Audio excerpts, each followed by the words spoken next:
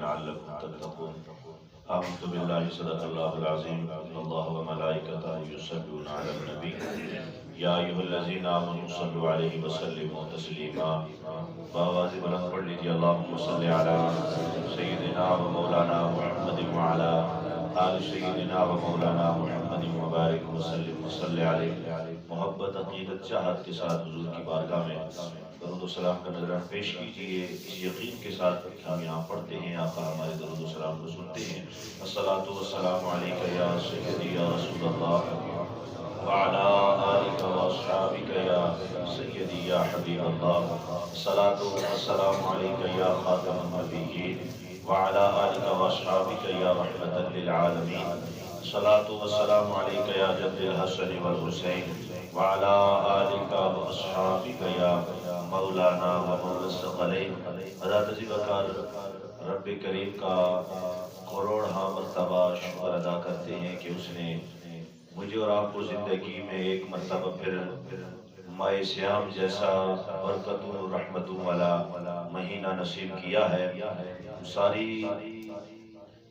رات اور سارا دن خدا کی حضور اپنی جبین نیاز کو جھکار کر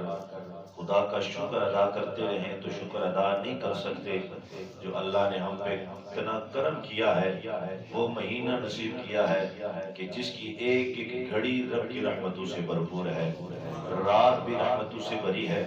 دن بھی رحمتوں سے بھرا ہوا ہے خالق کائنات نے مجھے اور آپ کو نصیب کیا ہے اللہ کی بارگاہ میں دعا کرتے ہیں اللہ پاک نبی دو عالم صلی اللہ علیہ وسلم کی عبادتوں کا صدقہ حضور کی اللہ شانوں کا صدقہ ہمیں ماہ سیام کا احترام کرنے کی توفیق عطا فرمائے اور اس کے دامن کے اندر ایک رحمت نہیں بے شمار برکتیں رحمتیں ہیں اگر عشرے کی بات کی جائے تو پہلا عشرہ بھی رحمت کا ہے اور جس نبی کے صدقے ملا وہ نبی بھی رحمت والا ہے اور جس رب نے یہ کرم کیا وہ بھی رحم فرمانے والا ہے کتنا کرم کیا ہے اس رب ذوالجلال نے فرمایا یا ایھا الذین آمنوا کتب علیکم الصیام اے ایمان والو تم پہ روزے فرض کیے گئے جس طرح کہ تم سے پہلے امتوں پر فرض کیے گئے تھے لعلکم تتقون تاکہ تم متقی بن جاؤ یہاں پر قابل توجہ بات ہے کہ اللہ کے کلام کرنے کا انداز دیکھیے طریقہ کار دیکھیے میں اور آپ جب کسی کے ساتھ خاص بات کریں نا خاص بات عام بندے سے نہیں کی جاتی عام بات ہر ایک کے ساتھ عرف میں کی جاتی ہے لیکن جب خاص بات کی جائے تو خاص لوگوں کے ساتھ کی جاتی ہے دل کے اندر جن کا خاص مقام ہوتا ہے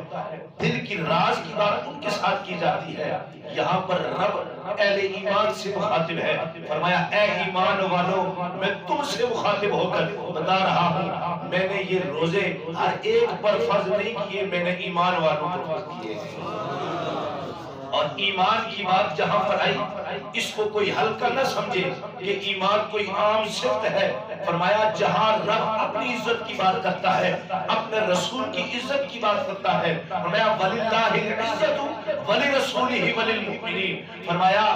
یا اللہ کی عزت ہے یا اللہ کے رسول کی عزت ہے اس کے بعد اگر کسی کی عزت ہے تو وہ مومن کی عزت ہے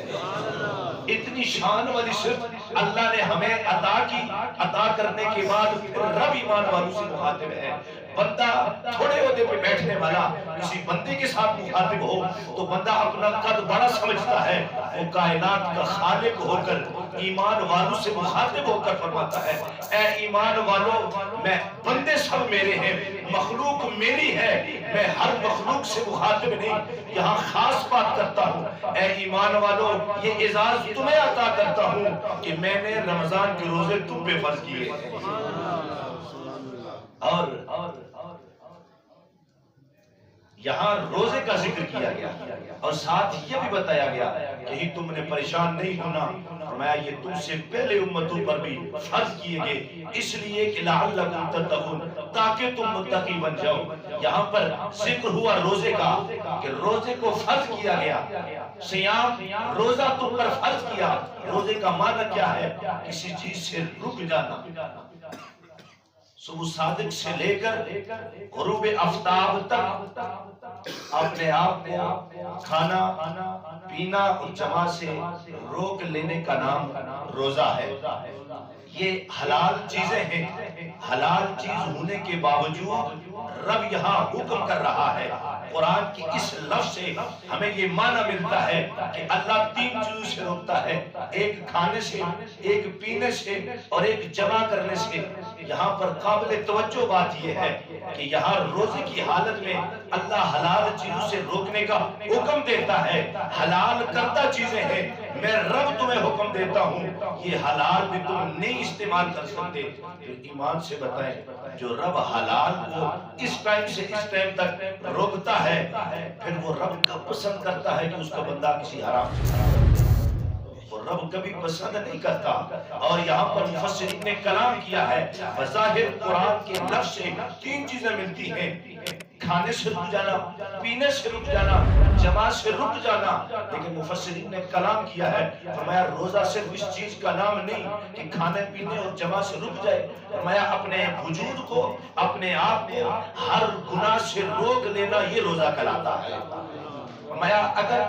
تم روزے کی حالت میں ہو اپنے کان کو برائی سننے سے روک لینا، فرمایا یہ روزہ کہلاتا ہے۔ اپنے ہاتھ کو برائی کی طرف بڑھنے سے روک لینا، فرمایا یہ روزہ کہلاتا ہے۔ اپنے قدم کو برائی کی طرف اٹھنے سے روک لینا، فرمایا یہ روزہ کہلاتا ہے۔ اور دل کے اندر برا خیال آنا، اس کو روک لینا، فرمایا اسے روزہ کہا جاتا ہے۔ جب ان چیزوں سے انسان رک جاتا ہے، اللہ کی حلال کردہ چیز کو حلال سمجھتا ہے، حرام کو حرام سمجھتا ہے، اللہ کے احکام کی پابندی کرتا ہے، ماہ صیام کا احترام کرتا ہے، یا اللہ پھر ملتا کیا ہے؟ فرمایا لعلکم تتقون، اسے میں تقوی نصیب فرما دیتا ہوں۔ جو برائی سے اپنے آپ کو روک لیتا ہے، گناہ سے روک لیتا ہے، اس چیز سے پرہیز کر لیتا ہے، فرمایا میں اسے تقوی نصیب کر دیتا ہوں۔ اللہ جب تقوی مل جاتا ہے پھر ملتا کیا ہے؟ فرمایا اسے میری محبت مل جاتی ہے، میرے رسول کی محبت مل جاتی ہے۔ گناہ اس لیے نہیں کرتا خدا سے ڈرنے کی وجہ سے، فرمایا میں اسے تقوی کا نور بھی عطا کر دیتا ہوں۔ جب اس کے دل کے اندر خدا کا پیار آ جاتا ہے، مصطفیٰ کا عشق آ جاتا ہے، میرا خوف آ جاتا ہے، فرماتا ہے پھر میں اسے ایک اور اعزاز عطا کرتا ہوں۔ اللہ وہ کون سا اعزاز ہے؟ میں وَلِمَنْ خَافَ مَقَامَ رَبِّهِ جَنَّتَانِ، جس کے دل کے اندر میرا خوف آ جاتا ہے، میں اسے ایک جنت نہیں اسے 2 جنتیں عطا فرما دیتا ہوں۔ میں جس کے دل کے اندر خدا کا خوف آ جاتا ہے، تقوی آ جاتا ہے، پرہیزگاری آ جاتی ہے، خدا کا احترام آ جاتا ہے، میں اس کے لیے اعزاز یہ ہے۔ لوگ ایک جنت کی بات کرتے ہیں، میں رب ہو کر اعلان کرتا ہوں جب تم پرہیزگار بن جاؤ گے، متقی بن جاؤ گے، تقوی کا نور نصیب ہو جائے گا، تمہارے دل کے اندر میرا خوف آ جائے گا، میں رب اعلان کرتا ہوں میں تمہیں ایک جنت نہیں، میں وَلِمَنْ خَافَ مَقَامَ رَبِّهِ جَنَّتَانِ، میں تمہیں 2 جنتیں دینے کا اعلان کرتا ہوں۔ خالق کائنات کی بارگاہ میں دعا ہے اللہ ماہ صیام کا ہمیں احترام کرنے کی توفیق عطا فرمائے، اللہ ہمیں تقوی کا نور نصیب فرمائے، ایمان کا نور نصیب فرمائے، صحیح معنوں میں ماہ صیام کا ایک ایک لمحہ اللہ اپنے ذکر فکر میں گزارنے کی توفیق عطا فرمائے۔ وآخر دعوانا الحمدللہ رب العالمین۔ اللہ